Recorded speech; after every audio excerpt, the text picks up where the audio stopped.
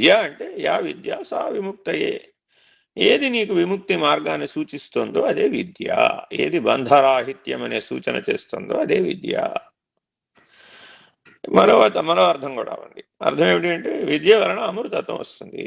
అందుకని వేదం విచారణ చేసేవారందరికీ గొప్ప సూత్రం చెప్పి, నువ్వు ఆరంభవాదాన్ని విచారణ చేసిన, పరిణామవాదాన్ని విచారణ చేసిన, వివర్తవాదాన్ని విచారణ చేసిన, ఆఖరికి అజాతవాదాన్ని విచారణ చేసిన, ఏ విచారణ అయినా చేయవయ్యా బాబు, ఆ విచారణ ఎట్లా ఉండాలి? అసతోమా సద్గమయ. ఈ సూత్రం మరిచిపోకూడదు ఎప్పుడు కూడా. అసత్తు నుంచి సత్తుకి నీ పరిణామం నిర్ణయం అవ్వాలి, నీ వికాసం నిర్ణయం అవ్వాలి. సత్ అన్నటువంటి నిర్ణయంలోనే నువ్వు ఉండాలి. తమసోమా జ్యోతిర్గమయ. తామసికమైనటువంటి, అజ్ఞానావృతమైనటువంటి, అవిద్యావృతమైనటువంటి, మోహావృతమైనటువంటి స్థితి నుంచి అవి లేనటువంటి బంధరాహిత్యం, జన్మరాహిత్య స్థితిలోకి జ్యోతిర్మయమైనటువంటి అంతర్జ్యోతి, బహిర్జ్యోతి, ప్రత్యగ్జ్యోతి, పరాత్పర జ్యోతిర్జ్యోతి స్వయం జ్యోతి ఆత్మజ్యోతి శివోస్మ్యహం అనేటటువంటి జ్యోతిర్మయమైనటువంటి మార్గంలో నీవు ప్రయాణించాలి. మోహాంధకార బంధరమైనటువంటి చీకటి మార్గంలో ప్రయాణించకూడదు. శుక్లకృష్ణే గతీహేచే జగతస్యాస్య ధీమహి. ధీమహి నీ బుద్ధి రెండు మార్గాల్లో వికసిస్తుంది.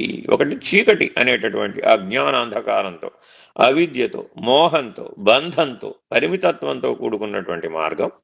రెండవది జ్యోతిర్మయమైనటువంటి మార్గం. ఈ రెండు మార్గాలలో బుద్ధి వికాసానికి అవకాశం ఇచ్చాడు పరమాత్మ. ఆ పరమాత్మను అర్థం చేసుకుంటావో ఈ మోహాన్నే పట్టుకుంటావో నీకే వదిలేశాడు. ఇది స్వేచ్ఛ అంటే అర్థం. స్వ ఇచ్ఛ, నీ ఇచ్ఛగా వదిలేశాడు. సరే, ఇలా జీవించేటటువంటి వాళ్ళు మళ్ళా ఏం చేయాలండి? సరే, మేము తమసోమ జ్యోతిర్గమయ, మేము సప్రకాశాన్ని తెలుసుకున్నాం. తర్వాత ఏం చేయమంటారు? మృత్యోర్మా అమృతంగమయ. Very very important. ఏది మృత్యువు చేత బాధించబడుతుంది, ఏది మృత్యు లేనిది? అమృతం.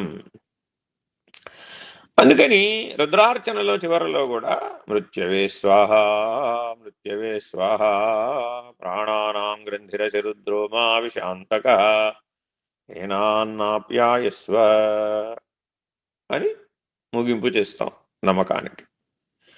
మరి జాగ్రత్తగా గమనిస్తే ఆ శాశ్వతత్వం మీద మానవుడి దృష్టి ఉంది. అశాశ్వతత్వం నుంచి శాశ్వతత్వం అనేటటువంటి పరిణామాన్ని పొందాలి. ఇది మృత్యోర్మ అమృతంగమయ.